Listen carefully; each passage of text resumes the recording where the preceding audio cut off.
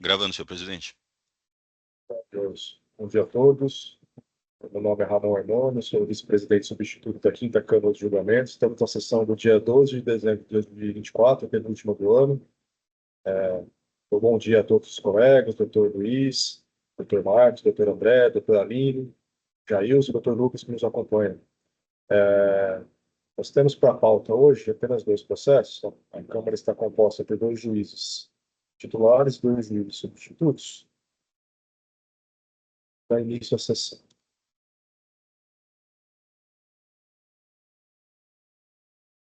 Questiono, doutor Lucas, o senhor está pela Cleanfield, é isso? Bom dia, presidente doutor Ramon, tudo bem? Bom dia a Tudo bem. todos. Estão me escutando bem? Estamos sim. Sim, estou representando a Cleanfield e a Almamori. Perfeito. Então, nós vamos dar início pelo processo 5035-013 de minha relatoria, Cleanfield Comércio de Produtos Alimentícios. É um processo, como disse, da minha relatoria. Doutor Lucas, eu vou fazer uma breve leitura do relato e já lhe passo a palavra para fazer a sustentação oral. Eu questiono se o senhor vai fazer pelas duas ou o senhor vai aproveitar o mesmo tempo para fazer uma só, o senhor fica a seu critério. Sim, eu na verdade, vou fazer de uma forma que as duas defesas caminhem em paralelo.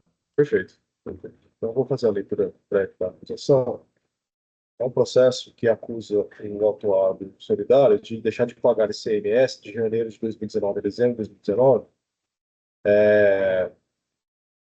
em decorrência da emissão de notas fiscais eletrônicas relativas às saídas internas tributadas com falta de destaque do imposto devido.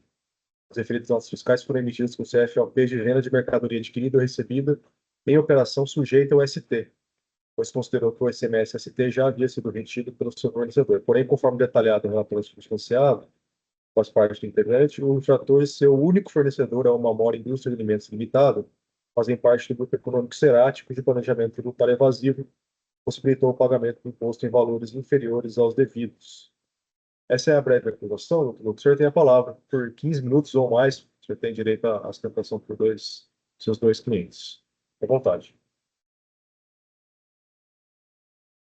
Muito obrigado, senhor presidente, doutor Ramon, pelo breve relato. Senhores juízes, muito bom dia a todos. Obrigado por mais uma vez nos receberem aqui.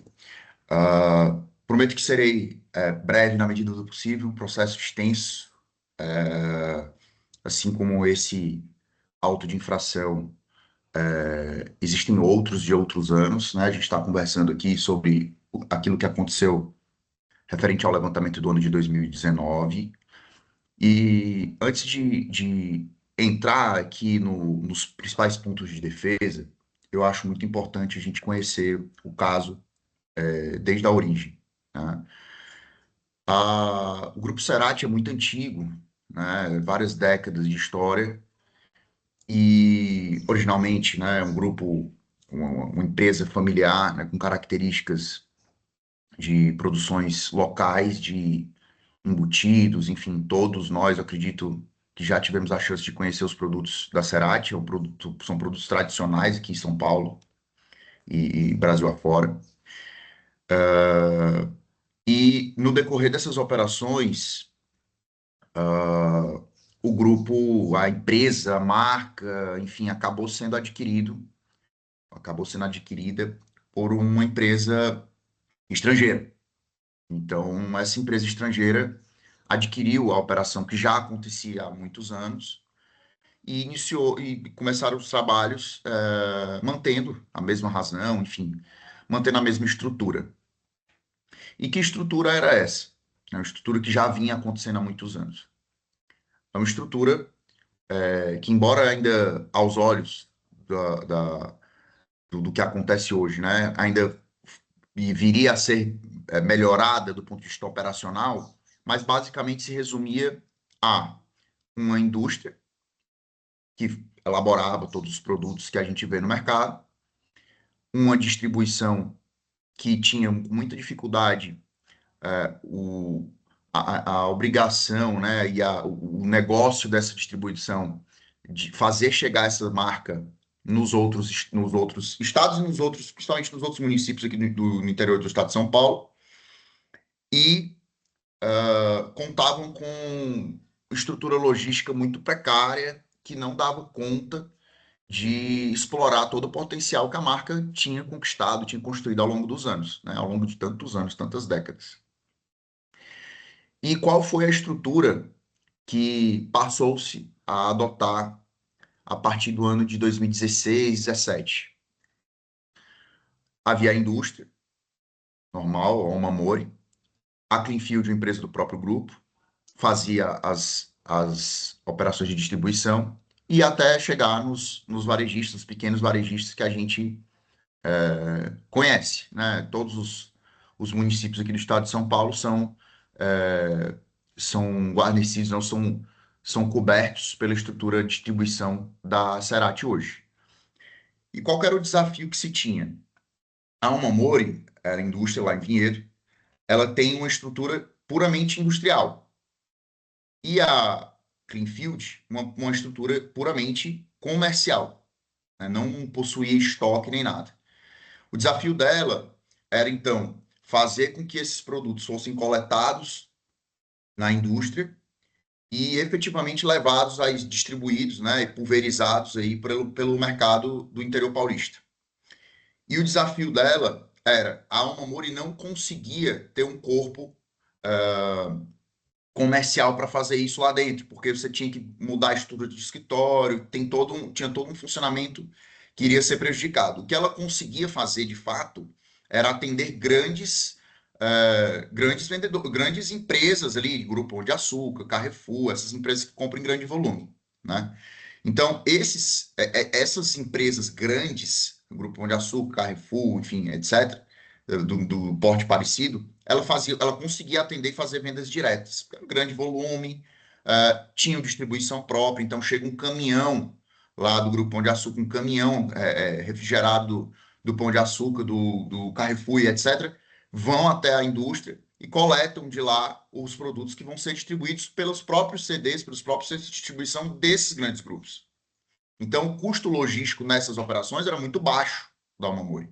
Em contrapartida, para vender para outros distribuidores, inclusive para a própria Cleanfield, que fazia essa distribuição, né, que fazia essa operação de distribuição, o custo não poderia ser o mesmo, né? Tinha que ser uma margem praticada nessa venda, teria que ser naturalmente mais baixa, porque eu tenho que antecipar um valor lá no pagamento, e esse valor ele não pode ser o mesmo que eu vendo pela Omamori por um preço final para o Grupo Pão de Açúcar, que vai se encarregar de fazer toda a distribuição do resto da cadeia produtiva. Então, ele mesmo, Pão de Açúcar, Carrefour, etc., esses clientes que compram direto da Omamori, têm uma estrutura de distribuição própria. Por isso que os preços são diferentes. E a Cleanfield não. Ela vai fazer a distribuição. Ela vai contratar um operador logístico, tem uma operação de distribuição própria para fazer com que essa marca tradicional chegue, né, nos outros municípios mais longínquos. Itapira, esses municípios que não têm estrutura logística para fazer coleta própria, uma padaria do seu Joaquim aqui em Mojimirim, por exemplo, não vai ter estrutura para ir coletar esse produto, né? Duas, três caixas de mortadela e buscar lá na fábrica da Omamori por conta própria. Então, eu tenho que fazer chegar até lá. E para fazer chegar até lá, eu preciso movimentar dessa maneira. E nem sempre há distribuidores com interesse de praticar essa operação, porque às vezes são operações pequenas demais, que não oferece um grande retorno, né? Enfim, a margem acaba não sendo atrativa, e por isso o grupo entendeu que seria interessante ter uma distribuição própria pela Cleanfield. Havia a Thales também, mas a Thales foi encerrada, enfim, tinha uma carteira de clientes também própria, enfim. Essa operação ela era desenvolvida pela Cleanfield dentro do grupo. Nesse modus operandi, o que se iniciou? Qual foi o ponto que deu origem ao início dessa fiscalização? A autoridade fiscal fala isso, consta nos autos. Ela percebeu que houve uma queda de arrecadação dos períodos de 2016 até 2019, por exemplo.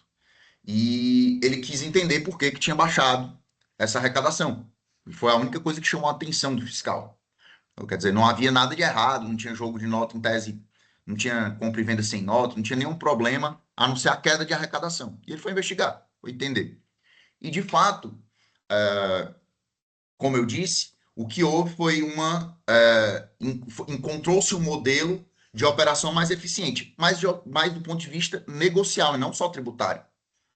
E quando eu digo eficiente do ponto de vista negocial e não só tributário, que realmente houve, né, em alguns casos havia economia tributária, mas não foi só para isso, eu estou querendo dizer o seguinte: dentro das operações da Cleanfield, o principal fator inovador ali para a operação em si foi a constituição da operação que a gente chama de cross-docking, que é uma operação que tem, o Estado de São Paulo tem conhecimento dessa operação, tem respostas à consulta nesse sentido, é uma operação lícita, não tem problema nenhum nisso, que consiste na situação de que o distribuidor não tem um estoque próprio e ele faz uma aquisição da indústria e o produto ele vai da indústria direto para o cliente da distribuidora.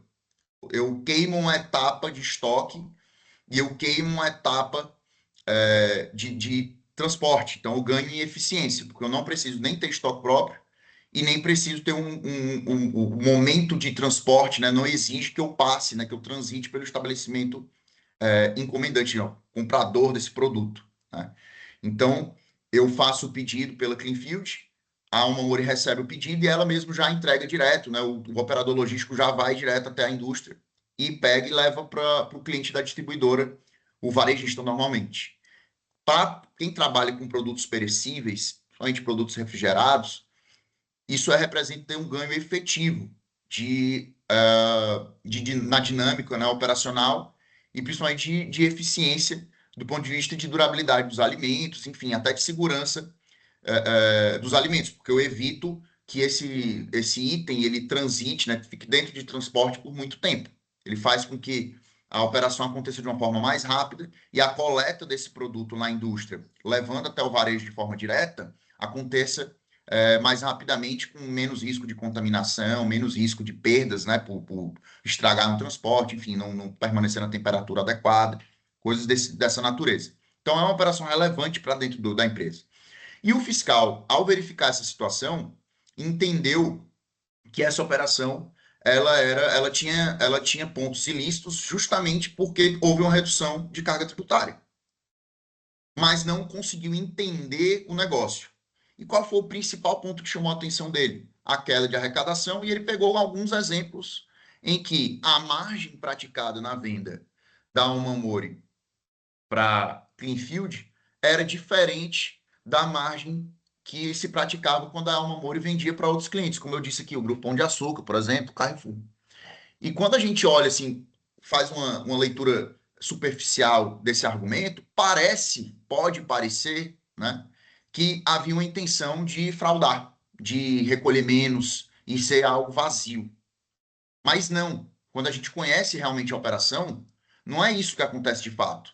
Eu não posso, indústria, praticar o mesmo preço para um grande varejista, como o Grupo Pão de Açúcar, a rede Domino's, o Carrefour. Eu não posso praticar o mesmo preço para esse tipo de empresa que já tem uma estrutura de distribuição própria e vai fazer o meu produto chegar no mercado de forma independente. Não posso praticar com esse pessoal o mesmo preço que eu pratico com uma outra distribuidora minha que é responsável por fazer chegar esses produtos naquelas gôndolas mais distantes, interior afora do estado. Então, a gente demonstrou isso numa fiscalização prévia, inclusive, antes dessa que originou este auto de infração, que a gente está conversando hoje. Foi compreendido e a fiscalização simplesmente encerrou sem ter nenhum tipo de lavratura. Então, um dos argumentos que a gente usa aqui é o artigo 100, que a gente teve fiscalização prévia da operação sem que tenha havido nenhum tipo de lavratura. A empresa continuou fazendo a mesma operação, entendeu que estava no caminho certo, sem problema nenhum. Enfim, nessas circunstâncias da operação, não se identifica nenhum tipo de erro técnico ou nenhum tipo de fraude, é apenas uma questão operacional, que em nenhum momento o fiscal teve interesse de entender o que é que acontecia de fato.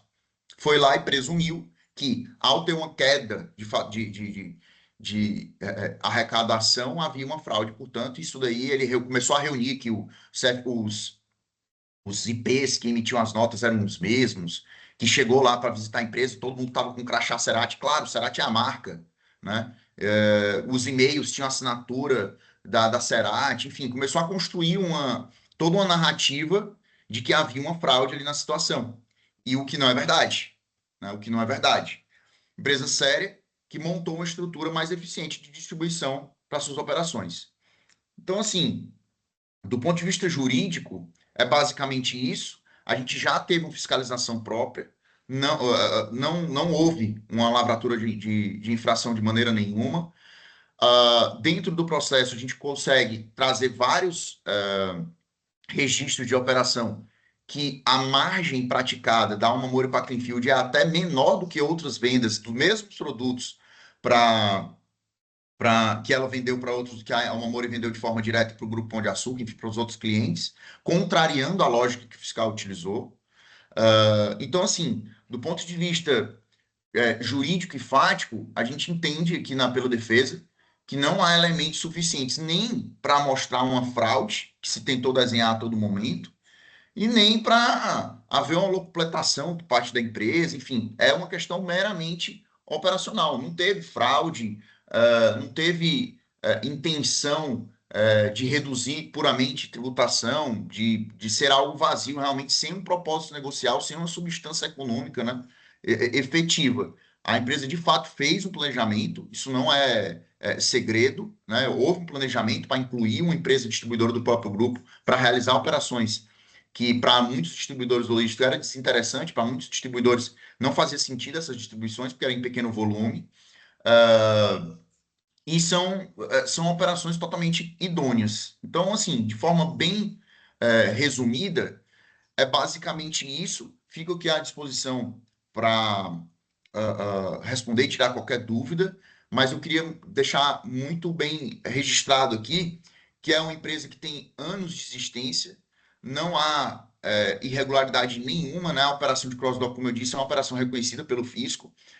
O ganho tributário, por si só, não é algo que deve ser reconhecidamente considerado como ilícito, porque precisa, né, realmente ser averiguada as circunstâncias práticas e de substância econômica da operação, aquilo que a gente consegue sustentar e que em nenhum momento foi verificado pelo fiscal, que construiu uma narrativa de existência de fraude de forma presumida, né, sem que tenha chegado realmente na profundidade que a gente entende que seria a, a melhor forma de identificar o direito da empresa ou não de ser exigido esse ICMS que está sendo cobrado aqui no caso concreto.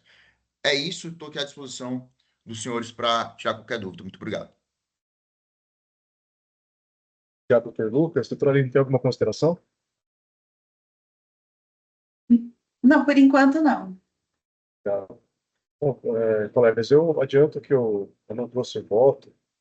Eu estava tendente a acolher a argumentação de unidade da decisão, na medida em que a decisão foi, de fato, bastante concisa e aparentemente não abordou alguns pontos que a defesa e os recursos trouxeram, mas surgiram alguns argumentos, no decorrer da leitura dos recursos que me chamaram a atenção. Eu quero aproveitar, doutor Lucas, a sua presença aqui para tirar algumas dúvidas.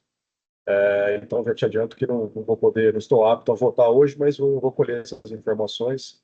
Prometo em breve trazer um voto ou de mérito pela anulação, ainda não formei convencimento.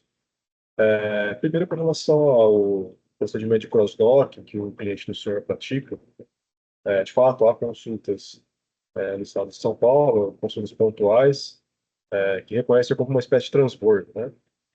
São formadas cargas específicas e feitas essas distribuições pontuais em locais menores, como o senhor mesmo disse, o que é coerente com a prática que a gente habitualmente sabe que é essa, né?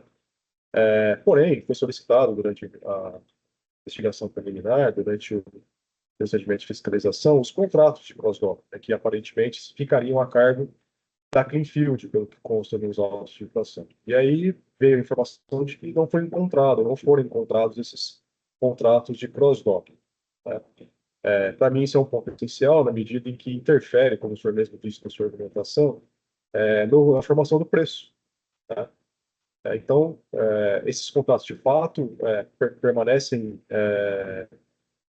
inacessíveis ou o cliente do senhor conseguiu esses contratos?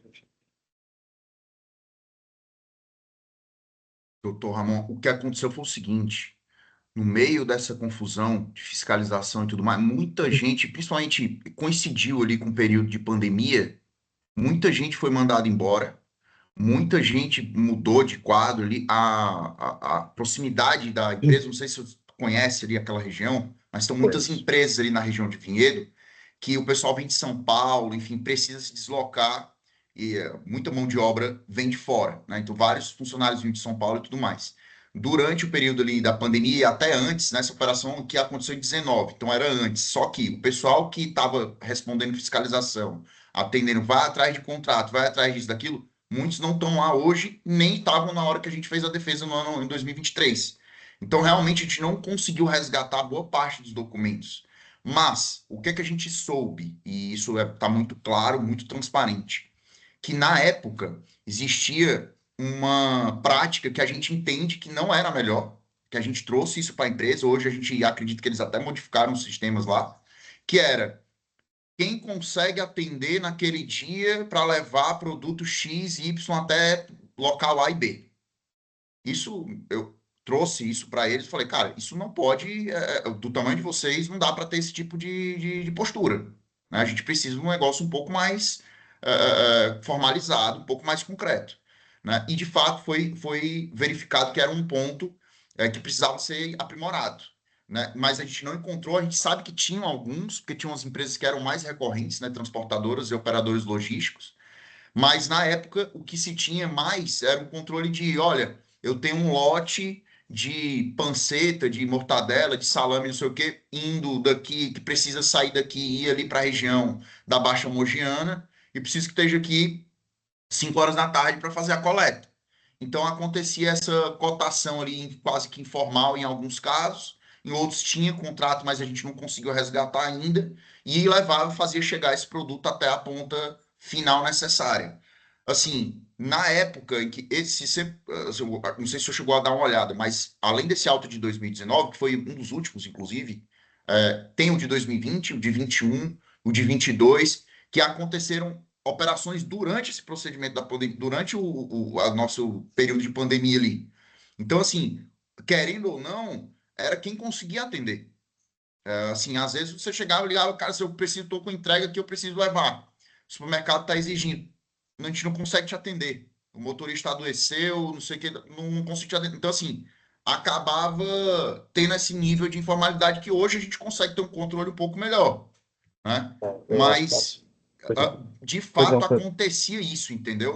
A gente reconhece que não era o melhor dos mundos nesse ponto, tá? tá. E a prova de pagamento também desses transportes, o senhor também Prova de não. pagamento a gente tinha, acho que eu não lembro se foi juntado ao processo, porque foram vários autos, né? Mas a gente tinha, o produto chegava, né? Assim, o fato é que a gente emitia e o produto chegava até a ponta, né? A gente tem as provas de pagamento dos adquirentes disso para Kinfield, que era Não, quem as efetivamente provas de vendia. pagamento do transporte, doutor. A gente pode Isso olhar isso. existe. E Isso eu existe. acredito que sim, eu acredito que sim, que eram feitos. Não era transporte próprio, tá? A empresa Tá, nunca teve transporte próprio, ficou tá? claro isso. Não tinha transporte próprio de maneira nenhuma. Tá.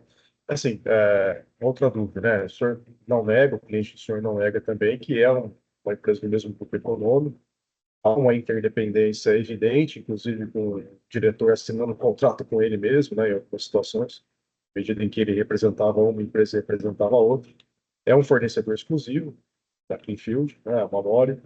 Então gera um ambiente aí propício para manipulação de preço. Não estou afirmando que o seu cliente de fato fez isso, mas o ambiente é propício para isso, ele tem que convir com a gente. Então, Concordo. nesse sentido, a formação do preço ele é essencial aqui para a gente formar o convencimento.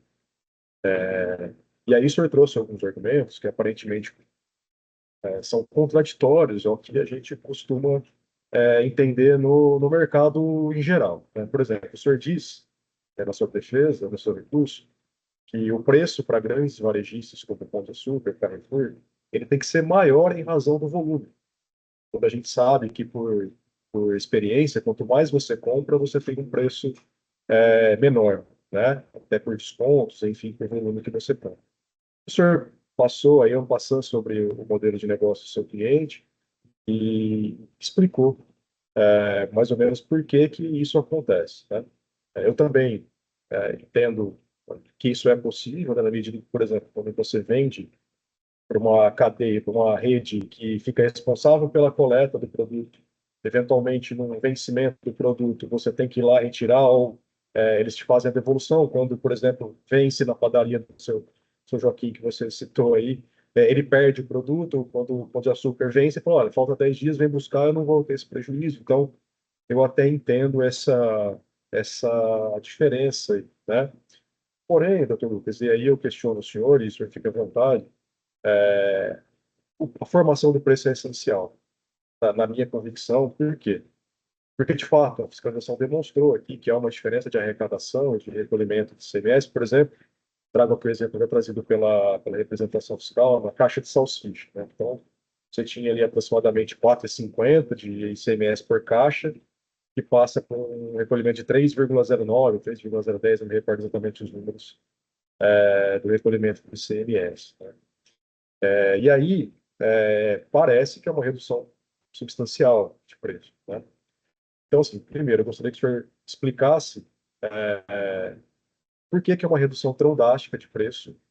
O senhor cita no seu recurso ó, as possíveis, as possibilidades que podem interferir, ou as variáveis que podem interferir nessa formação de preço menor para Greenfield, diferente dos grandes varejistas, mas também traz ali um contrato bastante genérico até, de divisão de custos, né, entre a Greenfield e uma moda. Eu queria que o senhor explicasse, deixasse aqui, da forma mais detalhada que o senhor puder, essa formação de custos, inclusive com essa questão de separação de custos operacionais, né, ou de divisão de custos operacionais entre os seus dois clientes. E aí eu questiono o senhor se eu entendo que é uma informação sensível do seu cliente, mas se é possível, e se eventualmente for feita uma diligência, se é possível dividir isso com a Câmara, com a formação do custo do produto. Eu não sei se em razão do segredo industrial, por ser um mercado bastante competitivo, mas se não for, que o senhor detalhasse aqui para a gente como é que é feita essa formação, porque, de fato, há uma redução drástica de ICMS, e seria importante que isso ficasse demonstrado para a gente aqui, para poder formar um convencimento mais justo possível. Você consegue fazer essa explicação para a gente? Claro. Então, eu não tenho um nível de detalhes, assim, por razões evidentes ali, né? Eu tenho um conhecimento limitado da operação do ponto de vista comercial deles, mas o que foi passado para a gente e o que a gente conseguiu entender uma lógica, e aí eu vou trazer o exemplo que o senhor nos trouxe aqui, por que que a gente vende mais caro para o Pão de Açúcar e mais barato para o mesmo item, às vezes até no mesmo dia, para a própria Cleanfield? Por que que isso acontece? É justamente pela estrutura logística que tem necessidade, né, que se faz necessária para eu conseguir chegar o produto até o lugar onde eu quero colocar o meu produto na gôndola. Lógico que quando eu faço a venda para o Grupo Pão de Açúcar, mas é num volume muito grande, de fato. Mas eu tenho negociações contratuais muitas vezes, isso inclusive foi apontado em outro auto de infração deles, que é aquela questão da bonificação. Então, tem alguns contratos que eu faço a venda da Omamori para o Grupo Pão de Açúcar, que o preço que está sendo praticado ali está sem desconto. O desconto não está destacado na nota. E tem toda aquela discussão que, inclusive, vai desaguar no judicial, né? Que é aquela questão de, para ter desconto de bonificação, os descontos incondicionais, né? Eu preciso ter o desconto destacado na nota ou não, né? Isso acontecia no passado, tá? Então, assim, acontece de eu ter um preço, por exemplo, de 100 na nota, mas na hora que eu pagava não estava 100, né? Tinha um preço diferente porque eu tinha negociado um contrato com o Pão de Açúcar que havia um contrato com desconto X se ele comprasse um volume tal naquele mês, enfim, tinha essas variações. Então, o primeiro ponto é esse. O preço comparativo que está sendo utilizado para fim de margem nas vendas da Omamori para o Grupo Pão de Açúcar, Carrefour, etc., esses grandes clientes, ele é um preço que não reflete necessariamente aquilo que está na nota, do ponto de vista negocial, tá? Tem um preço da nota, óbvio, mas do ponto de vista negocial, efetivamente, tem um desconto ali que é praticado negocialmente. Você está me dizendo, então, que o grupo, os grandes varejistas, eles têm um preço menor do que aquele que está sendo lançado para Muitas, fiscalização. muitas vezes, por essa questão de negócio, na hora do pagamento é acertado um preço diferente. Sim, Isso é de conhecimento do fisco, tá? Tem um auto de infração da Cefaz aqui de São Paulo cobrando essa diferença, porque diz que os créditos que foram apropriados como créditos extemporâneos, né, decorrentes de descontos incondicionais, está sendo exigido em um dos autos, tá? O senhor Não tem esse nesse. número de alta inflação, doutor? Eu posso. Deixa eu ver se eu consigo levantar aqui rapidamente. Mas se o senhor puder, ao final, o senhor pode me passar. Se o senhor quiser continuar, fica à vontade. Não, mas eu tenho aqui, eu consigo rápido. Descontos incondicionais. Salvo engano, salvo melhor juízo, é o auto de infração número 5011 797-0. Perfeito. A empresa contratou na época, e isso eu sou muito transparente, porque realmente a boa-fé aqui é evidente. Assim, quando a gente está com um cliente que tem algum subterfúgio, a gente realmente fica até sem graça de falar certas coisas. Mas aqui eu estou muito tranquilo. Contratou uma consultoria na época para resolver, para verificar, né, as apurações, e identificou que tinha uma série de contratos com descontos incondicionais constantes nesses contratos, e que na nota não tinha o destaque do desconto, mas na avença ali do preço final do contrato, tinha. Então, esse preço real que está sendo utilizado como comparativo de margem, ele não é tão real assim. Tá? Esse é o primeiro ponto que eu queria destacar. O segundo ponto é que quando a gente pode correr atrás e posso verificar na empresa se a gente consegue trazer, se não tudo, mas alguns exemplos dessa formação de preço, acho que faz sentido sim isso. Mas o fato é que o que falaram para a gente, doutor Raman, que a diferença de custo, considerando o transporte, por ser um transporte refrigerado, por ser um transporte que faz a coleta e muitas vezes até tem o trabalho de distribuir a carga, ele pega uma caixa grande, eu não sei se vocês já viram, mas quando eu compro, por exemplo, uma caixa de mortadela, ela não vem uma mortadela, ela vem uma caixa de 100 mortadelas, isso é regra, dependendo do produto, é regra até da Anvisa, que eu não posso vender, não pode sair da indústria um pacote enrolado num papel com 3 mortadelas, 3 rolos de mortadela. Eu não posso fazer isso, nem que eu queira. Eu tenho que sair uma caixa acondicionada, mas a padaria do seu Joaquim, às vezes ele chega e diz, eu não quero comprar uma caixa com 200, eu não quero comprar uma caixa com 300, eu quero comprar 50. Então, o operador logístico que faz essa venda, ele tem que estar disposto assim, aquecendo, né, concordando com o fato de que ele vai ter que abrir o baú do caminhão, refrigerado, vai ter que abrir a caixa e falar, do seu fulano, tá aqui na sua nota, é só 50, vai ter que Eu tirar. me deparei ontem mesmo com uma situação dessa na churrascaria, que a gente almoça aqui.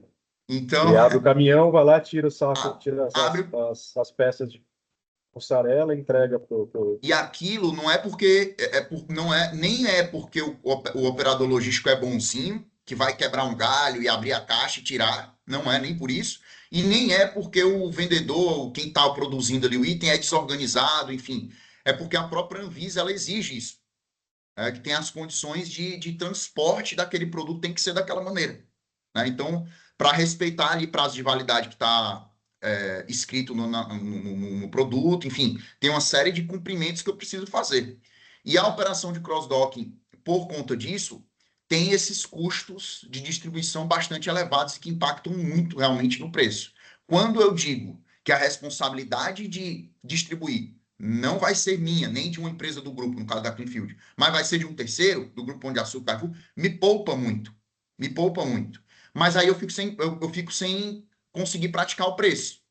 Porque se eu vendo mais barato porque ele comprou no volume, mesmo ele fazendo a distribuição, eu perco na margem da venda também. Eu não consigo fazer uma venda. O que é que vai acontecer? O meu pequeno comprador, lá que está vendendo lá em Itapira, lá em Mojimirim, lá em Engenheiro Coelho, que está vendendo a mesma mortadela que eu estou comprando no Oba, ou no Grupo Pão de Açúcar, em algum rede grande de supermercados, ele vai falar, eu não vou comprar nunca lá em Itapira esse produto vai vencer, vai ficar encostado, porque ele custa muito mais caro para chegar lá do que o cara que está vendendo no Pão de Açúcar, que é uma rede grande. Esse produto nunca ia ser competitivo suficiente numa rede de mercados, de padarias menor. Porque ele vai comprar com o mesmo preço, com a mesma margem que o Pão de Açúcar vai engolir todo mundo. Não vai ter. Então, quem que ganha nessa brincadeira, né, dessa operação? Ganha Sadia, ganha Aurora, ganha Perdigão, que são empresas muito maiores. E o produto, desculpa apelar, não é apelar, né, mas trazer esse ponto, mas quem conhece o produto Cerati sabe que o papel que é utilizado na embalagem é diferente, os preços, o valor agregado do produto ele é naturalmente maior, por uma série de fatores, né? Eles usam, até pouco tempo atrás, usava madeira importada para defumar o produto diferente, ficar com sabor diferente, trazia itens, especiarias de fora do país para fazer isso. Então, assim, é um produto naturalmente mais caro. E aí, além disso, eu vou lá e agrego mais valor com transporte, que fica muito mais caro para eu vender para um pequeno vendedor do que para um grande distribuidor, como Pão de Açúcar, Carrefour, etc. Eu perco competitividade, não consigo praticar. Eu vou ter que fechar minha porta para esse mercado. Então, era em razão disso. Agora, se a gente precisa estabelecer de uma forma concreta e não meramente argumentativa, que isso acontecia nos produtos, e aí a gente conseguir trazer exemplos aqui, a gente vai fazer o esforço que der para trazer e mostrar, porque a gente tem total interesse de demonstrar que a gente estava fazendo a operação, porque negocialmente ela era necessária. Assim, Perfeito. é esse o ponto, tá? Que eu queria deixar bem claro. Se for necessário uma diligência, se for necessário comprovar exemplos demonstrativos de composição de preço, a gente vai fazer, tá? Ok. Doutor, com relação a compartilhamento de custos operacionais, né? Esse compartilhamento ele interfere também no preço que o seu cliente fornece a Cleanfield, né? Porque tem um contrato, ele é genérico, ele não é detalhado sobre essa compartilhamento. Por que que eu digo isso? Recentemente nós julgamos aqui na Câmara, o doutor Luiz vai lembrar, um distribuidor de refrigerantes, lembra, que eles, vamos dizer assim, a diferença de preço final, que também era uma situação de distribuidor exclusivo, ele era diferente em razão de um contrato de marketing que existia, enfim, né? E nesse caso aqui, esse compartilhamento de custos que o seu cliente, os seus clientes têm, né, Cleanfield é uma memória, até porque quando a fiscalização foi até a Cleanfield, flagrou acho que um funcionário, né, e com uma folha de pagamento enorme, mas que todas as notas de fato eram emitidas todas direto com memória, um compartilhamento de custos contábeis, operacionais, né, até me parece de, salvo engano, de bonificação dos vendedores, né, dos custos, enfim. Ele também está computado nesse custo ou não? Olha, eu imagino que pode ter deve ter um impacto, porque isso faz parte do preço, naturalmente, né? O custo da estrutura. Mas por que que foi usado esse cost sharing, tá? O cost sharing agreement, quem comprou o Grupo Cerati? O Grupo Cerati, fundador Mário Cerati, um cara conhecido aqui do estado de São Paulo, figura, uma empresa familiar que todo mundo conhece. Essa empresa, esse grupo familiar foi adquirido pelo Hormel Foods Group. Hormel Foods é uma empresa americana listada, lá está no S&P 500, é uma empresa séria americana, listada na bolsa, assim. Para as empresas americanas isso é muito comum. E qual que é a lógica por trás? Isso eu acredito, por isso que eu acredito que impacte no preço, sim. Porque é um custo administrativo, é uma despesa, na verdade, né? Então, por que que se faz isso? Porque na mentalidade do americano, ele acredita que quando eu tenho duas ou mais empresas e eu faço um compartilhamento de despesas, eu consigo trazer profissionais mais caros para executar as mesmas funções. Então, eu consigo, em vez de ter dois profissionais ali de 7, ele traz um de 15, que tem muito mais, que agrega mais ao negócio, e eu compartilho o custo, e aquele cara vai ficar alocado para fazer coisas entre as duas empresas. Então, acaba acontecendo isso, e a gente viu que isso aí realmente a cabeça deles. Eles acreditam que funciona melhor assim. Não sei exatamente qual que é, se culturalmente isso aí é, mas assim, o contrato de distribuição de despesas é muito comum para as empresas americanas. Muito. Se foi o melhor instrumento, se na operação deles realmente era a melhor saída, confesso que não sei. Mas me parece que foi uma solução que encontraram naquele momento, fazia sentido do ponto de vista operacional, até por questões de espaço físico, enfim, para não ter que alugar dois lugares, assim. E era uma coisa que tanto era feita de boa fé, que tinha um contrato. Para eles não estava sendo feito nada ilícito. Então, quando, por exemplo, o fiscal entra na empresa e joga isso no relato circunstanciado, que era como se peguei vocês no flagra, porque estava todo mundo com crachá, faz parecer que ele descobriu uma coisa que estava querendo ser escondida, que era um negócio fraudulento, assim, que pegou todo mundo produzindo algo ilícito ali. E não, era uma forma que achava que estava fazendo da melhor maneira, né? Se tiver um Mas problema deve trabalhista, impactar na você já sabe o que despesa. vai acontecer, né?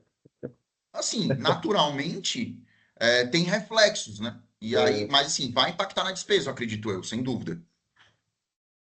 perfeito. Mas essa Doutor distribuição é Luiz, clara, doutor? Essa distribuição e compartilhamento, ela segue os mesmos parâmetros entre os meses? A Acredito que sim, flutuação sim, é bem claro? tem as rubricas próprias, está definido no plano de contas. Me parece que é algo que eles fizeram com critérios bem definidos, sim, viu, doutor Luiz? Tá? doutor Lucas, eu estou satisfeito. Se o doutor Luiz, doutor André, doutor Marcos quiserem fazer mais um questionamento, pode ficar à vontade.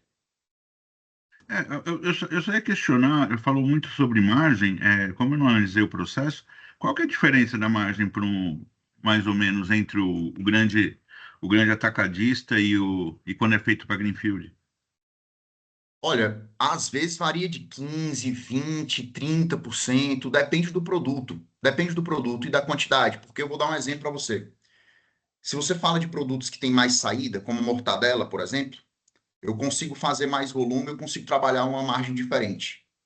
Mas se eu vendo, por exemplo, um Copa Lomba italiano, algum produto que naturalmente eu não consigo fazer, você vai na gôndola, tem 50 caixas de envelopinhos daqueles, né? Embalagenzinhas de mortadela, e só vai ter meia dúzia de um salame italiano específico, com pistache, com isso, com aquilo outro, porque é um negócio muito mais premium, menos quantidade. Então, o volume é bem menor, a margem que eu trabalho lá é diferente. Mas respondendo objetivamente, o que eu sei que na época que se tinha mais ou menos de diferença, que a gente buscou saber, não, que diferença real Uhum. é essa entre a Amor e vender para Cleanfield e vender para o Grupo Pão de Açúcar, por exemplo? Ficava em torno, às vezes, de 20, 30%, 40, 35%, enfim, variava nessa escala, mas não tinha uma lógica fixa, digamos assim. Ela era um pouco dinâmica, porque dependia realmente do volume de compra que estava buscando, né? E tem produtos sazonais também, né? Tem alguns produtos sazonais. Tem produtos que só vendem na época de fim de ano, por exemplo. Aqueles Chester de não sei da onde, aquilo lá não vende o ano inteiro. Então, até para fim de comparativo e de portfólio de produto, tinha diferenças. E um negócio que a gente conseguiu também captar na época foi que eles têm umas tabelas de preço, que isso é a primeira empresa que faz mortadela que eu trabalhei. Então a gente mergulhou bastante no ponto de vista operacional para entender. É diferente de eu trabalhar, por exemplo, com empresa que tem itens nacionalizados, assim, que são muito fixos, né? O custo, por exemplo, de uma madeira não muda muito a depender do estado que eu tô. Você vai comprar madeira pelo mesmo preço o ano inteiro, se não tiver algum item dolarizado, né? Se não for um MDF específico, alguma coisa assim. Mas para presunto, esses itens embutidos, eles mudam praticamente a cada 3 dias, semanalmente, eles estão mudando de preço. É diferente. E assim, imagino eu que isso vai impactar também na questão de margem, porque se eu preciso mexer no item, no preço dele semanalmente, ainda que seja, 4 vezes no mês, eu vou ter margens praticadas 4 vezes diferentes no mês, né? Então, acaba mudando mesmo. É quase que igual um combustível, né? Combustível você nunca, dificilmente você faz, abastece o carro numa semana e na outra você vai lá, o preço é o mesmo, né? Muda às vezes 5, 10 centavos, mas o preço muda. Dificilmente você pega o mesmo valor, né? Mas a média, então, seria de 20 a 35, 40% A a depender do menos. produto, pelo que a gente viu nesses processos, é o que varia, tá? E aí Normalmente.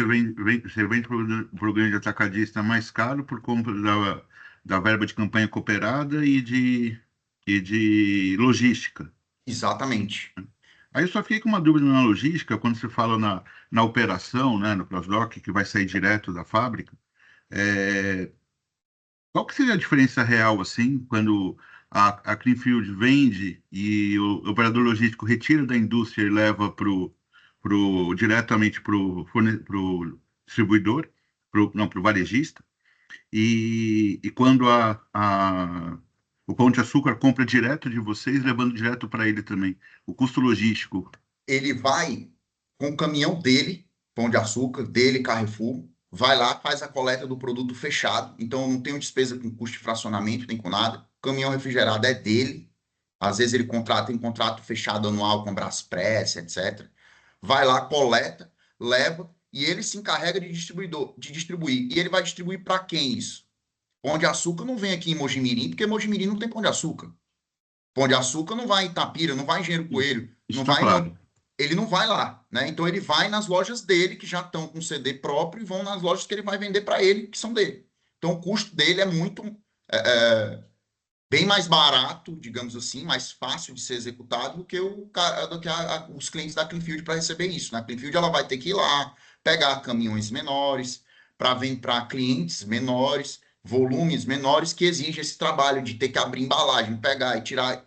É um trabalho que demora mais tempo, enfim, é mais pulverizado, né? É mais Esse ramificado, para frete não é fazer cobrado entender. à parte, doutor? Como? Esse frete não seria cobrado à parte? Ele está no custo que eu posso negociar, né? Eu tenho que ter uma margem diferente ali para poder contratar esse frete de forma diferente e fazer sentido a minha distribuição. Se o preço que eu vendo para a Cleanfield é igual ao preço que eu vendo para a Momori, para o Pão de Açúcar e Carrefour, é o mesmo, ou muito parecido, 5% de diferença, eu não vou conseguir ter mais custo para fazer distribuir para chegar nos pequenos varejistas. Ele não Ah, pode ser o mesmo, né? entendido. Obrigado pelo Imagina, esclarecimento. imagina. Pois Senhor não, presidente, naturalmente. satisfeito aqui. Luiz. Pois não, naturalmente.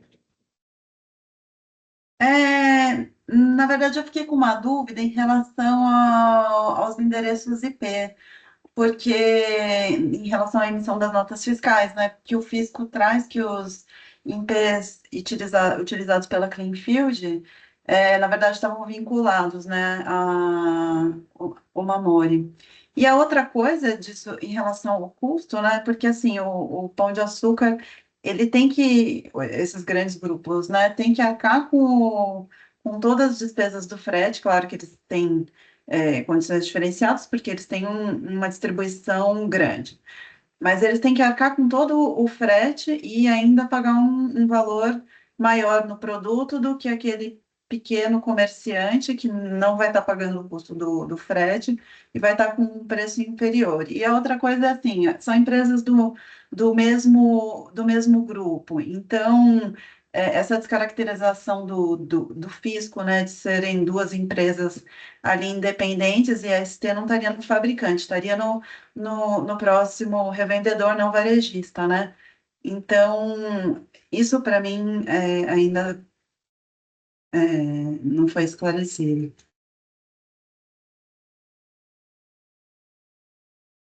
Você está perguntando para mim para todo é isso? Primeiro, eu queria mais saber em relação ao IP. Ele não nega, a Mamori e a Cleanfield, eles não negam que de fato há essa emissão de notas fiscais na sede da Mamori,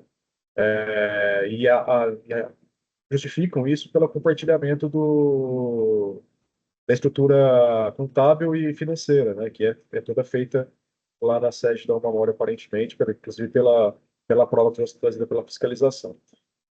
Me parece, doutor Aline, assim, que o doutor Lucas tem um azar muito grande, que na semana passada nós julgamos um caso de fraude estruturada, né? De fato, ali havia uma interposição fraudulenta de empresas para eximir, emitir fiscalização, ICMS, ST, né, no caso. É exatamente a mesma acusação, muito parecida, mas ali ficou comprovado que havia um compartilhamento fraudulento, sem compartilhamento contratual de custos, etc. Nesse caso, doutor Aline, não há essa a contra-argumentação. A Mamori confirma que realmente todas as notas são emitidas pela própria Mamori com esse compartilhamento de estruturas contábeis e financeiras ali. Pois não, É que, André. é que isso, na verdade, para Desculpa. mim, não, para não. E eles realmente também confirmam que é o mesmo grupo econômico, para mim, É mesmo fica econômico difícil de fazer. interdependente e tudo. De Tem que ser fazer independente. a separação, né, de um e outro, e para a ST não ficar na indústria, e sim no próximo, que assim é o caminho lógico, né, que a Então, fazenda adota, não ficar na indústria e ficar no próximo atacadista, né, no próximo é, na próxima empresa não varejista, né? É de Então, fato, é é um ambiente justamente favorável. isso, porque assim, se compartilham os mesmos custos, são empresas do mesmo grupo econômico. Eu não consigo visualizar uma desvinculação de tudo isso, para poder a ST não, para realmente a ST ficar ali na indústria. Eu não vejo qual que seria, realmente eu não consigo vislumbrar por que que a ST está ali na indústria para eles. O Ramon chegou até a esclarecer que o diretor assinava o contrato pelas duas empresas como representante. Sim, sim, Isso. É exato. isso que eu não estou É entendendo um, por que está na ST assim. Eu não vejo que tem uma empresa interposta, mas da indústria ali para esse atacadista, eu não entendi só por que que eles escolheram a indústria, sendo que o 264 fala que não ficaria na indústria, né? Tá, Ficaria ali no. não, mas eles são interdependentes, mas não são o mesmo CNPJ, doutora. Eles não são o mesmo proprietário, tá? Essa é uma confusão que a fiscalização faz e foi trazida também em sede de recurso, em sede de julgamento de primeira instância, que até considero uma falsa premissa, de que seria o mesmo dono, né? Com a DC 49 e todas as consequências que a gente teria ali, né? Mas não são. Eles são CNPJ separados. A aquisição, inclusive, foi separada e tudo mais. Então, assim, são um grupo econômico, isso não é negado. Fortíssima interdependência, diretores assinando contratos entre eles ali, né? Mesmo diretor assinando contrato com outro, que é estranho, mas a gente, no direito civil, primeiro ano, né, doutor, contrato consigo mesmo, né? É. A gente já viu que acontece, né? Enfim, como eu disse, é um ambiente favorável, o doutor tem razão. É um ambiente favorável. Agora, por exemplo, e aí a própria recorrente traz isso, né? No âmbito dos produtos capilares e cosméticos, que foi o caso que nós trouxemos aqui recentemente, que é um caso de controle estruturado, existe uma regulamentação de formatação de preço para evitar esse tipo de distorção de base de cálculo de CMS-ST. Nesse caso, e aí eu estou falando que foi afirmado pelo recorrente, porque não fui ainda buscar a legislação, embora nós tenhamos legislação do CMS lá de 64, falando que é interdependência, certo?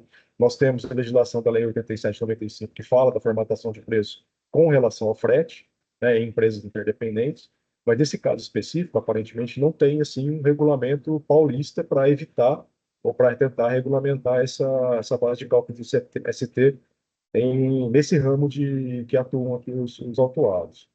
Então, assim, só tem toda a razão, é um ambiente totalmente propício.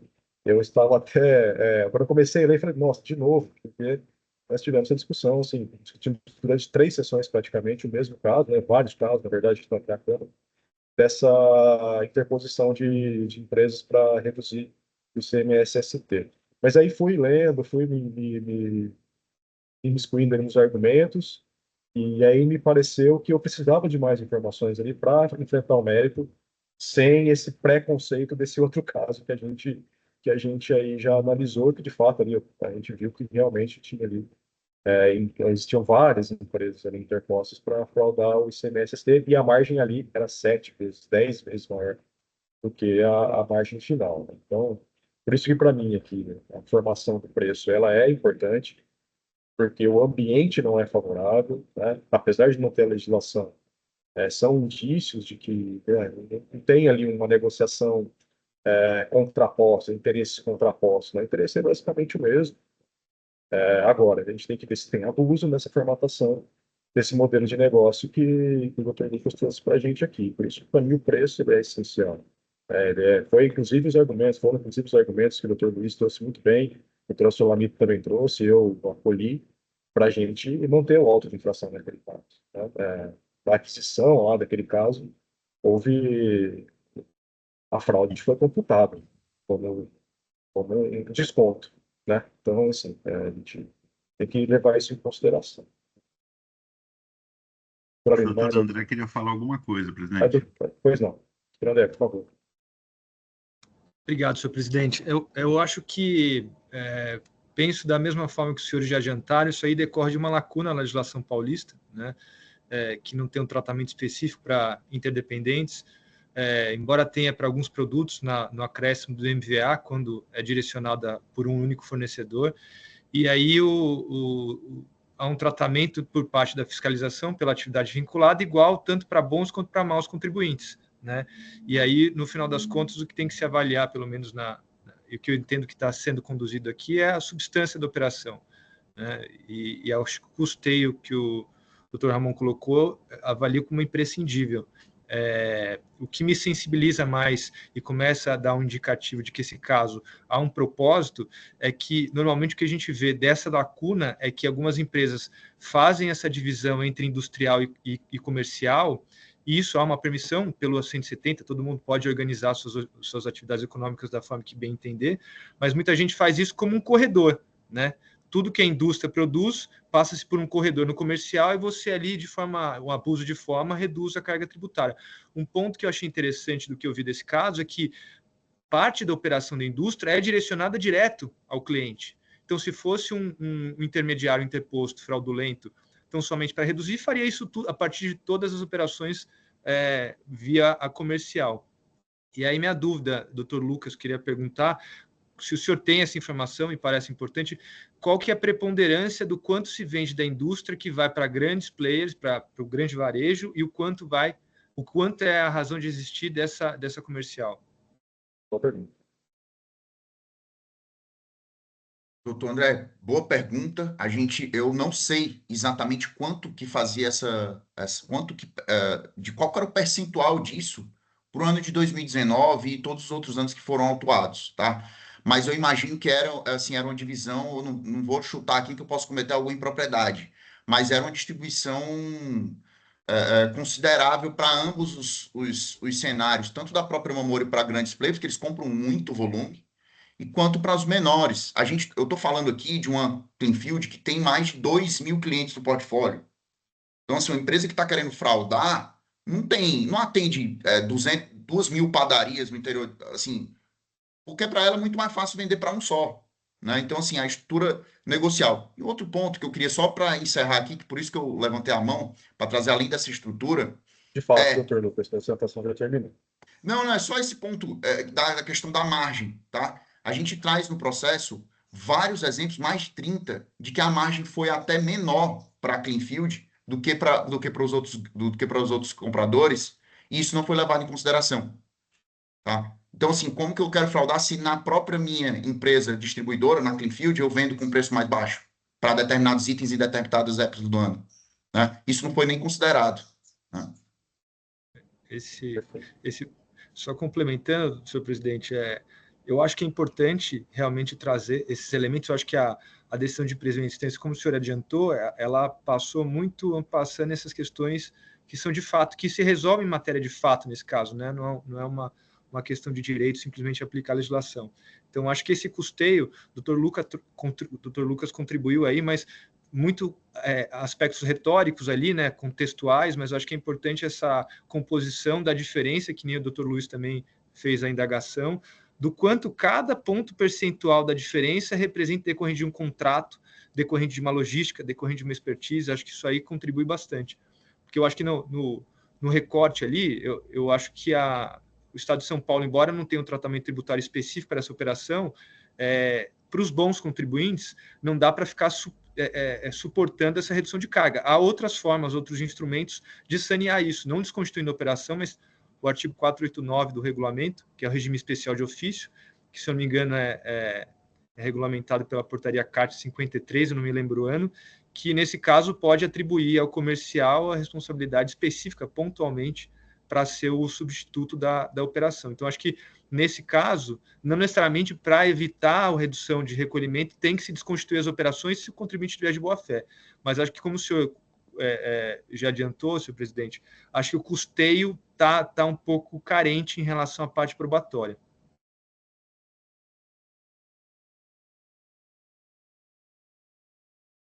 Obrigado, doutor André.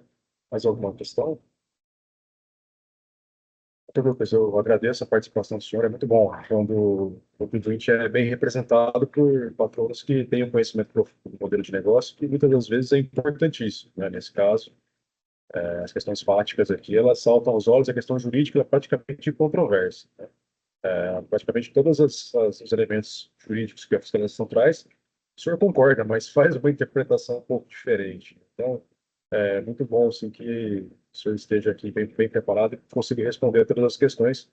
Eu vou devolver o processo ao relator, que sou eu, no caso, e prometo em breve trazer um voto em algum sentido aí para poder solucionar esse caso. Muito obrigado. Fique à vontade, se quiser continuar a sessão, pode se retirar também. Boa tarde. Muito obrigado a todos, senhor presidente, senhores juízes. Muito obrigado a todos. Uma manhã esclarecedora para todos nós, espero eu. Um abraço, bom fim de semana para todos.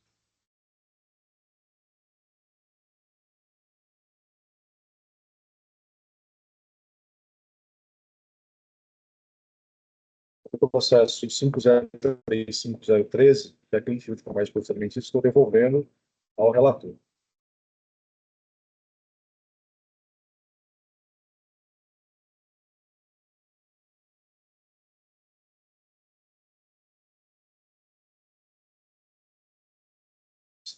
Sustentação oral.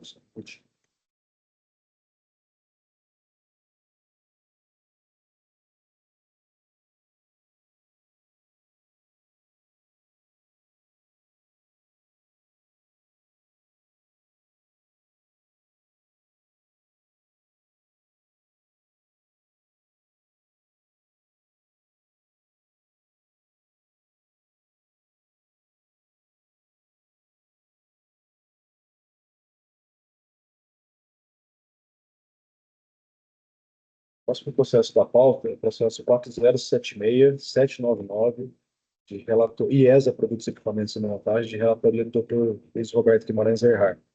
Dr. Luiz, o senhor tem a palavra. Boa tarde. Presidente, se quiser, se puder abrir a edição do voto, eu já coloco. Vou alcançá-lo.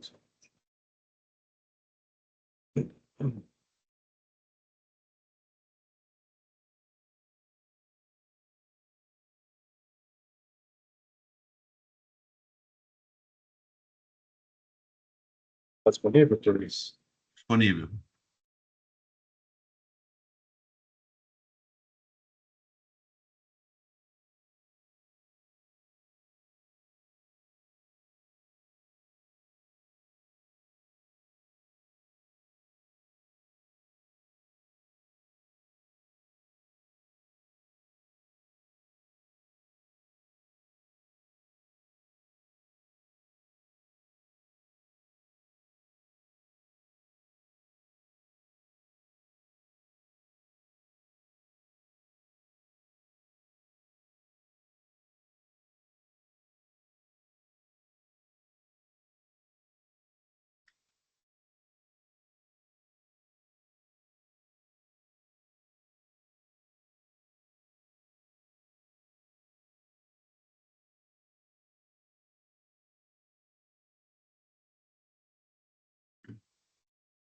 Está disponível, presidente? Já registrei o voto. Só um Dr. Luiz, escuta.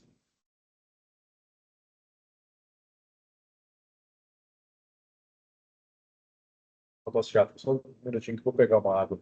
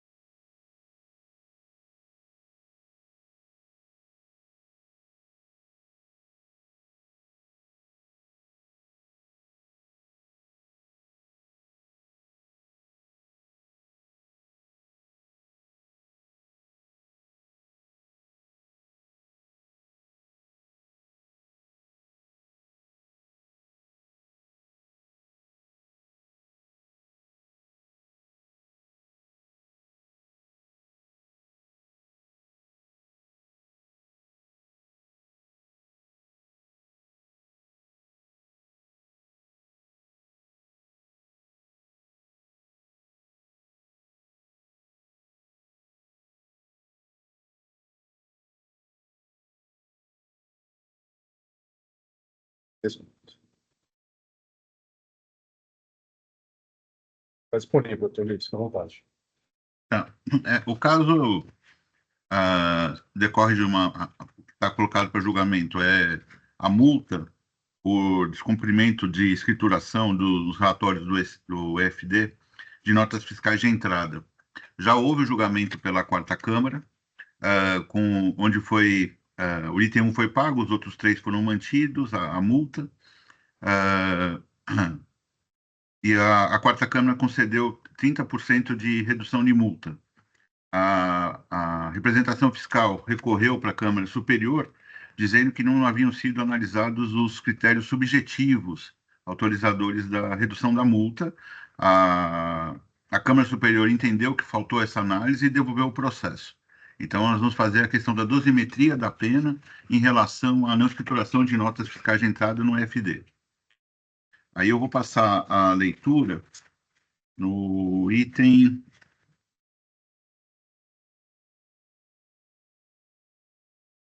8. Antes de adentrar no mérito propriamente dito, é necessário estabelecer os limites da matéria contenciosa, haja visto que a autuação já foi submetida ao julgamento pela quarta Câmara, com declaração de nulidade parcial reconhecida pela Câmara Superior deste TIT. Tal delimitação é imperiosa a fim de evitar o ressurgimento de matérias incontroversas ou já atingidas pela preclusão, bem como afastar a possibilidade de ocorrer o reformatio impégius. Nessa linha, observo que a recorrente interpôs recurso especial. Não é nem a recorrente, era. Então, aqui, que foi a representação fiscal. Nessa linha, observo que a representação fiscal. Não estava certo, desculpe, presidente. É isso mesmo. Nessa linha, observo que a recorrente não interpôs recurso especial em face do julgamento realizado pela quarta Câmara deste TIT, tendo a representação fiscal interposto tal recurso, folhas tais, cabendo destaque o pedido ali formulário, o qual delimita a matéria controvertida, a saber. Então, ela pede somente no tocante à redução da penalidade dos itens 2, 3 e 4. No mesmo sentido, é possível extrair tal limitação na parte positiva da decisão proferida pela Câmara Superior, de onde transcrevo, que aí ela coloca no mesmo sentido. Como se observa, o limite da lide se restringe na prolação de nova decisão pela Câmara Julgadora, especificamente quanto ao pedido de redução ou relevação das multas fiscais lançadas, decorrente exclusivamente da análise dos critérios subjetivos expressos no artigo 527-A, porte econômico e antecedentes fiscais. Por oportuno, entendo que não poderia integrar a matéria devolvida a esta Câmara Julgadora a relevação das multas ou a majoração acima do patamar anteriormente estabelecido pela quarta Câmara Julgadora, 30%, pois não foi apresentado qualquer recurso pela recorrente, implicando inclusive no conformismo dela, pelo menos nessa fase administrativa. Assim, se manifestou a recorrente quando da apresentação de suas contrarrazões ao recurso interposto, e aí ela vai pedir a manutenção dos 30%. Ademais disso, em respeito ao acórdão preferido pela Câmara Superior, há de ser reconhecido que todos os critérios objetivos autorizadores da redução da penalidade já foram atendidos, tais como, aí eu vou citar só os critérios objetivos da norma. Em conclusão, entendo que o julgamento está limitado ao exame de critérios subjetivos expressos no artigo 527-A do regulamento, especificamente quanto ao porte econômico e antecedentes fiscais da recorrente, cujos efeitos ficam ainda restritos ao emprego da redução de multa fiscal dos itens 2, 3 e 4 até o patamar de 30%. Posto isto, e já partindo para a dosimetria, entendo que, como atenuantes, as mesmas razões expostas no acórdão preferido pela quarta Câmara, que transcrevo aqui para melhor reflexão dos membros dessa Câmara Julgadora. Aí ele vai falar que não houve má-fé. Como se observa, não foi atribuída qualquer conduta dolosa recorrente, obtenção de vantagens indevidas, abuso de forma ou danos ao erário, sendo restrita a conduta apenas à falta de escrituração de registros fiscais de documentos de entrada de mercadorias da escrituração fiscal EFD. Apesar de não existir acusação de conduta ardil, não se pode eximir a recorrente da infração, nos termos do artigo 136. É que eu transcrevo. Nesse contexto, a intensidade e alcance das penalidades deve ser dada por decisão motivada, valorando e sopesando cada um dos critérios da norma penal, bem como socorrendo das circunstâncias individuais do caso concreto, cotejando com os elementos probatórios dos autos, cujo conjunto fica submetido à experiência e da cultura jurídica daquele que julga, tudo sem se afastar os princípios constitucionais tributários que permeiam o regime jurídico das sanções tributárias. Assim, apesar de haver certa liberdade no entendimento para a aplicação do artigo 527-A, deve ser avaliados os requisitos subjetivos da norma, uma vez que a concessão não é exclusivamente uma faculdade pura de quem julga, formada apenas por seus íntimos critérios, impressões e princípios, mas um dever da atividade da desometria sancionatória. Com relação ao aporte econômico, este foi estampado no Estatuto Social da Recorrente, folhas tais, que qualifica a Recorrente como empresa de grande porte, com capital subscrito de 200 milhões em 2012, sendo tal condição considerada como fato público e notório.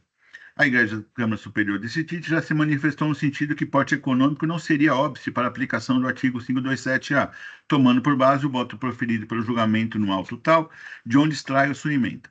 Aí eu cito. Apesar de não ser óbvia a aplicação do 527-A do regulamento, tal condição permite presumir que a recorrente deveria estar mais bem aparelhada para cumprir corretamente os seus deveres instrumentais previstos na legislação fiscal, além de oferir capacidade contributiva, bem como melhor imprime os critérios de proporcionalidade e razoabilidade. Por essa razão, o porte econômico da recorrente deve ser considerado negativamente na mensuração da penalidade a ser aplicada. Quanto aos antecedentes fiscais, assim se pronunciou a representação fiscal. Aí eu vou transcrever que ela traz 12 autos. Como se observa, constato que não há nos autos informações detalhadas acerca das origens das infrações apontadas pela representação fiscal ou práticas da recorrente que motivaram a lavratura de 12 autos, inclusive se haveria ou não hipótese de reincidência ou outra conduta desabonadora, não havendo qualquer indicação sobre o período de apuração ou se estão ou não pendente de julgamento ou se houve julgamento e qual teria sido o desfecho desse processo. Tanto que não é possível aferir se houve pagamento, se há representação por crimes tributários, entre outras questões decorrentes da lavratura dos referidos autos, que poderia aproximar ou afastar o montante da penalidade daquele originalmente aplicada. Todavia, não há como afastar a existência de 12 autos de infração lavrados contra a recorrente, conforme trazido pela representação fiscal em contrarrazões, cujos antecedentes devem ser considerados e sopesados negativamente na mensuração da penalidade aplicada. Assim, tendo os antecedentes fiscais, porte econômico e o próprio descumprimento da obrigação fiscal como desfavoráveis à recorrente, bem como os elementos objetivos do caso concreto como favoráveis a ela, estabeleço a redução da penalidade dos itens 2, 3, 4 do auto em 25% sobre a multa originalmente aplicada. Pondero ainda que as multas aplicadas nesses itens já possuem percentuais baixos, de 5% a 10%, sendo que maior percentual poderia retirar o caráter punitivo almejado pela norma. Por fim, verifico que a recorrente, quando a interposição de seu recurso ordinário, reclamou pela aplicação do juros Selic, tendo sido apreciado pela quarta Câmara deste TIT em 31/7/2017, ou seja, antes da revisão da súmula 1017, ocorrida em 22. Tendo em vista que o auto de infração foi lavrado em 16 e se reporta ao ano de 2013, não me parece atender os interesses públicos, não me parece atender ao interesse público manter uma parcela de encargos moratórios motivada pela inclusão de índice já repudiado pela esfera judicial e administrativa, o que colidiria com o princípio da eficiência.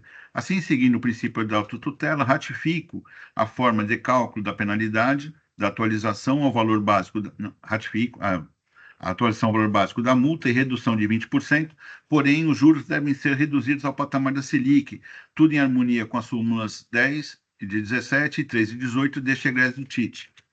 Diante do exposto, conheço do recurso ordinário e do parcial provimento para reduzir a multa aplicada em 25%, de forma a calibrar a penalidade à conduta praticada pela recorrente, inclusive com vista ao seu porte econômico, antecedentes e tipo da infração autuada, bem como para reduzir os juros ao patamar da Selic, com respeito à súmula 10, devendo ainda ser respeitada a súmula 13 e 18 desse TIT, ratificando no mais a decisão da quarta Câmara, no que aqui não há alterado. É como voto, presidente, submeto aos meus pares. Obrigado, doutor Luiz. O processo está em debates. Parabenizo o doutor Luiz pela análise efetuada. Agora, com essa análise, creio que tenha sido atendida a demanda da Câmara Superior. A única observação é que na peça recursal do contribuinte, ele, durante as suas alegações, ele trata apenas do caráter confiscatório da multa. E ali na parte final do pedido, ele apenas coloca subsidiariamente, né, caso não sejam reconhecidos os argumentos, requer seja reduzida a multa com fundamento correlato na disposição do artigo 527-A e pela natureza confiscatória. Então, apesar dele trazer o pleito ali ali na parte do pedido, em nenhum momento da sua exposição da peça recursal ele traz a motivação e nem a fundamentação para que seja atendido o seu pedido. E a gente entende que cabe a quem pleiteia, né, essa redução, trazer, né, a devida fundamentação para que se verifique que realmente ele tem condições para que seja atendido o pedido. Aline, eu só não entendi o começo. Você está falando da redução da multa, dos 25%. Não, do pleito do contribuinte, ele na peça recursal, ali nas folhas, no recurso ordinário, É. ele só fala que a multa tem efeito confiscatório e fundamenta tudo isso. Ali no pedido, no item 4 dele, na folha 3799, nesse momento só que ele fala, requer né, a redução da multa, com fundamento no artigo 527-A. Mas ele não fundamentou, não trouxe nenhum fundamento do Ok. porquê que... A questão, Aline, é assim, doutora Aline, desculpa. Quando houve o recurso da especial colocado, ele fala a respeito da não análise de antecedentes fiscais e de porte econômico que impediria o recurso. Só que, assim, eu já tinha anotado que não houve um ataque direto, né? Mas eu entendo, se a Câmara Superior pediu para eu verificar a dosimetria, porque por falta de análises do 527A, por isso que eu consignei que entendo que os critérios objetivos como matéria superada e preclusa. Então, eu não vou...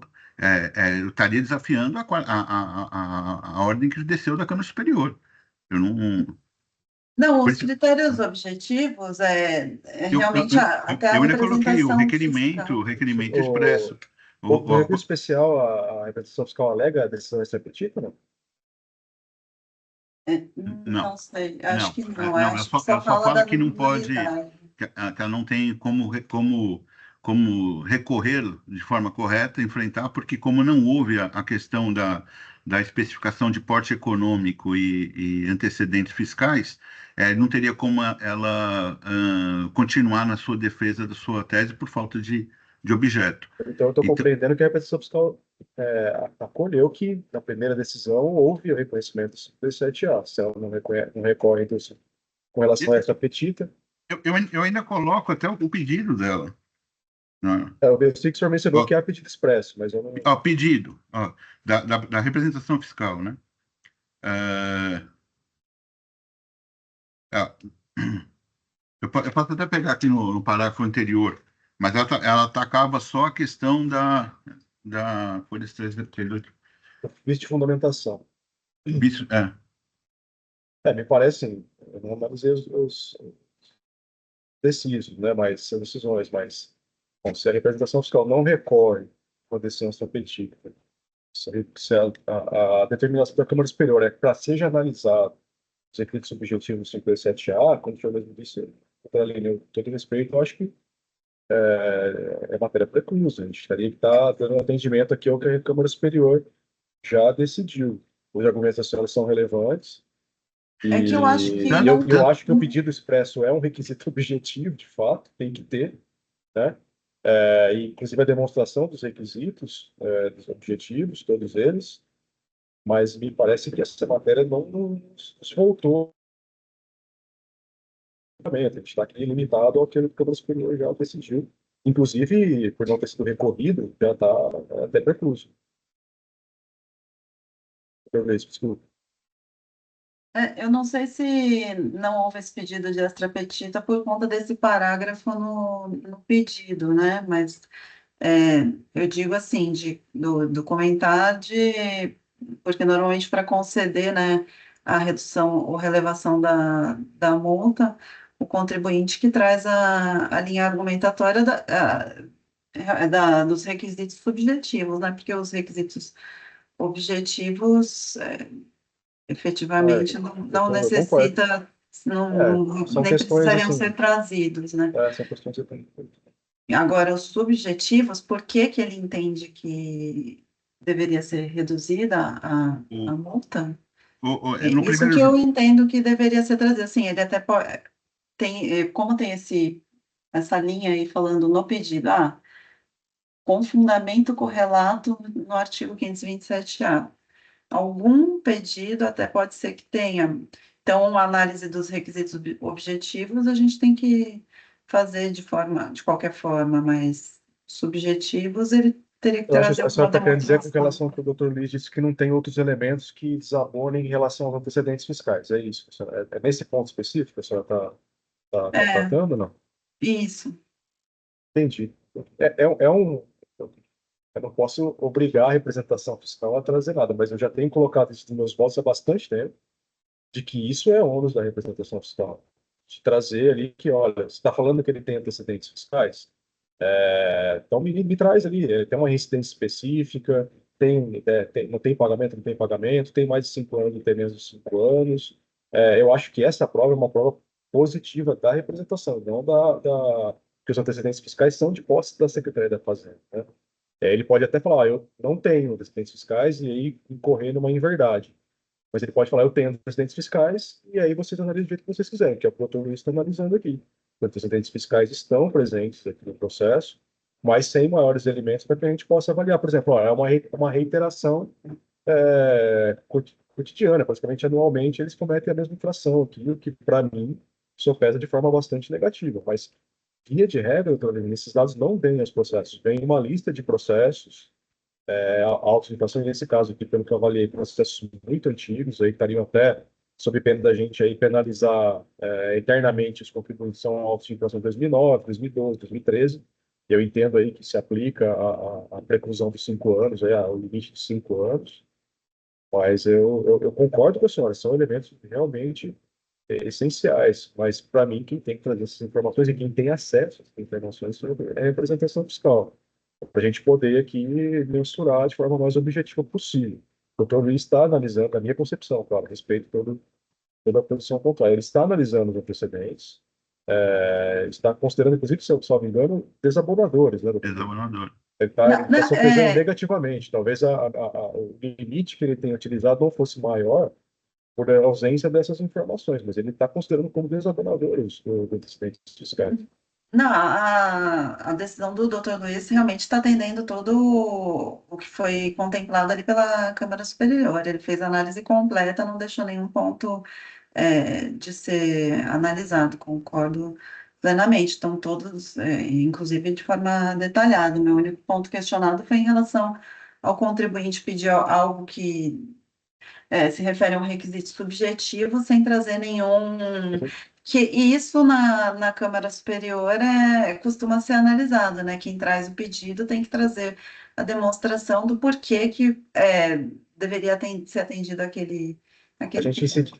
a gente incidiria aqui, inclusive, naquele princípio penal da proibição de produzir prova contra si mesmo. Você me traz aqui todos os autos de infração que tem contra ele. Inclusive, olha, aqui eu fui denunciado lá no Ministério Público, inclusive, ó, meu sócio está preso.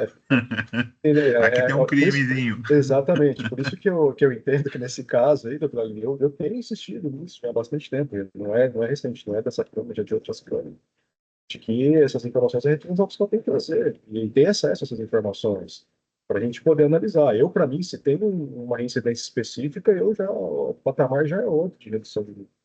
E não, essas informações não vêm, infelizmente. Mas, assim, no caso aqui também, o doutor Luiz ele até analisou, que o doutor Luiz estou muito satisfeito, o senhor adotou o modelo matemático de redução de Isso. lucro. Eu tô, tô Não, muito mais, eu me sinto muito mais seguro para acompanhá-lo nesses casos aqui, quando isso acontece, porque eu acho que fica muito menos subjetivo a nossa análise aqui. Então, assim, Eu acho que a gente não poderia. Eu entendo a doutora Aline, eu compreendo que é uma informação importante. E eles deveriam, mas eu não acho que é o contribuinte que tem que trazer, nesse caso específico, dos antecedentes fiscais. Quanto ao pedido expresso, assim, os requisitos objetivos, eles estão sempre nos autos, né? Acho que não tem como a gente exigir, a gente demonstra, ó, está em folhas tais, porte econômico, acho que é suficiente essa informação, essa exigência. Agora, o subjetivo tem razão. Agora, com relação a esses fatos dos abonadores, aí tem que vir da parte contrária, né? Não tem que a gente exigir prova contrária contra a própria parte. Eu confesso que eu nem analisei os requisitos objetivos, porque eu entendi como matéria superada. A Câmara não ia determinar a análise do subjetivo se não tivesse preenchido os objetivos. Então, não passei por cima disso. E, constando o recurso mesmo, a Fazenda só recorreu porque a decisão da quarta Câmara foi: vou dar 30% de redução porque não houve dano ao erário. Foi esse o critério utilizado. Isso fere os quesitos subjetivos, porte econômico e antecedentes. E a Fazenda recorreu exclusivamente disso, dizendo: cadê a análise do porte econômico e dos antecedentes?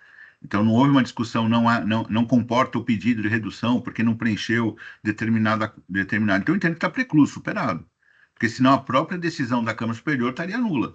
Se a gente entender que tem que ir para aí, a decisão da Câmara estaria nula, porque teria analisado o fato que não poderia ser a ela submetido. Como eu vejo, né? Respeitando aí a opinião da representação fiscal. Superado, doutora Aline, podemos dar continuidade?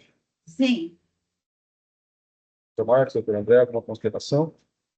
Não, eu parabenizo o doutor Luiz e concordo perfeitamente com ele. Tem que ele obedeceu estritamente o que foi determinado pela Câmara Superior.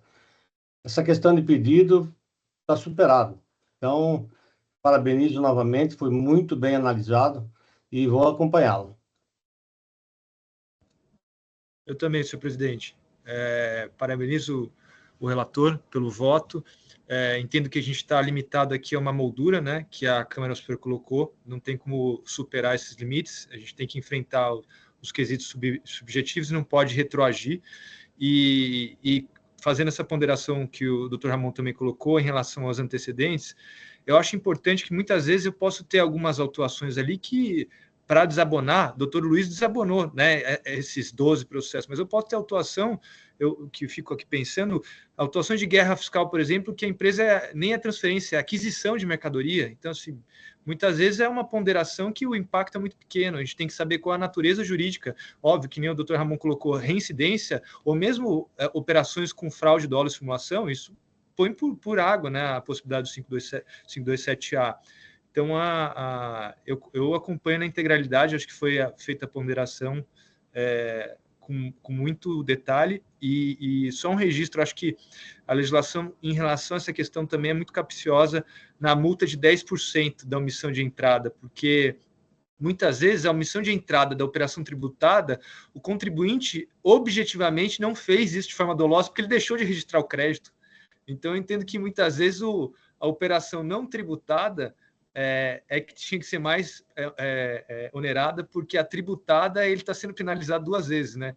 Mas, enfim, isso aqui é só uma consideração, uma amenidade. Mas, de novo, o doutor Luiz acompanha a integralidade.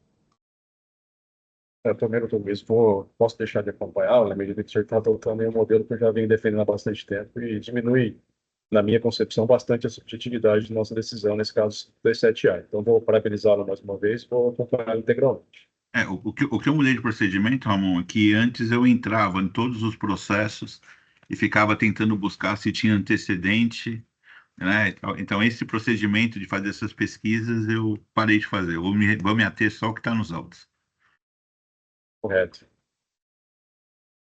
Vou encerrar debates. Encerrando debates. Verificando o quórum.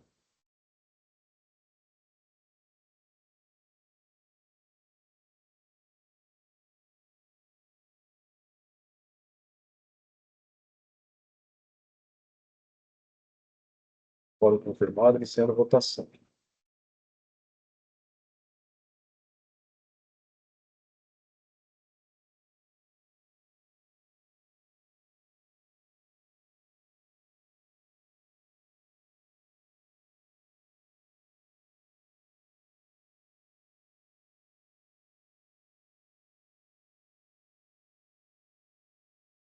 Encerrando a votação.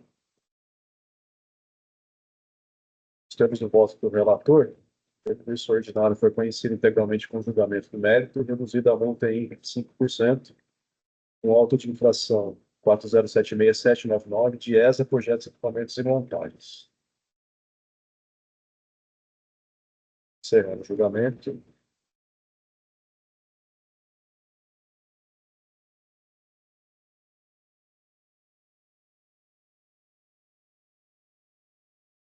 Com esse processo, nós encerramos a pauta do dia 12 de 2 de 2024, motivo pelo qual agradeço a presença do Dr. Marcos Silvestre, substituto, Dr. André, prazer conhecê-lo, seja sempre bem-vindo à Quinta Câmara, Dr. Luiz, Dr. Aline, e encerra a sessão do dia 12. Gelson, pode encerrar a gravação, por favor. Errado, presidente.